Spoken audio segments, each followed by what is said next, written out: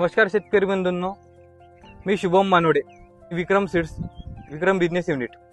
आपण आज कलिंगड ह्या प्लॉटमध्ये आलेलो आहे, सेलू तालुका येथील घोराड येथे. तरी भाऊंना आपण पूर्ण त्यांचा परिचय विचारू. यांना कशी व्हरायटी वाटली, तुमचा परिचय.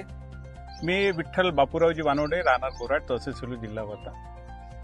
मी यावर्षी पहिल्यांदाच टरबुजाची ही रजनी म्हणून व्हेरायटी लावलेली आहे.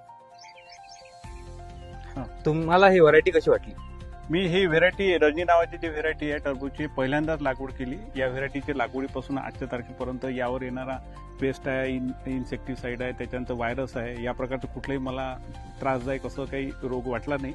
आणि उत्तम डेव्हलपमेंटसाठी चांगली आहे. एक मिनिमम मेंटेनन्स केलं, रासायनिक फर्टिलायझर जे काय आहे, पेस्टिसाइड, त्यानुसार उत्पन्न पाहिलं तर आज रोजी 4.5 किलोपर्यंत फळाचं वेट आलेलं आहे.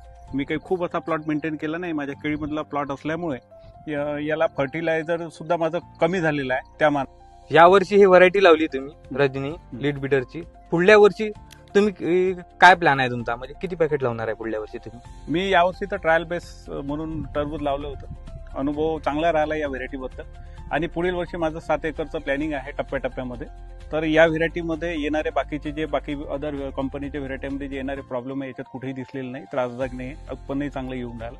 त्या हिशोबाने मी पुढच्या 7 एकरमध्ये याच व्हेरायटी रजनी नावाच्या व्हेरायटीची पुन्हा लागवड करणार.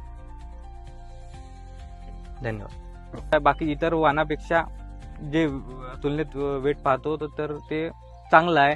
आणि ह्या पिकावर जे काही आपल्या प्रकारे जसे धब्बे पडते किंवा सनबर्निंग होते, तो हा प्रकार या टरबुजामध्ये कुठे दिसत नाही.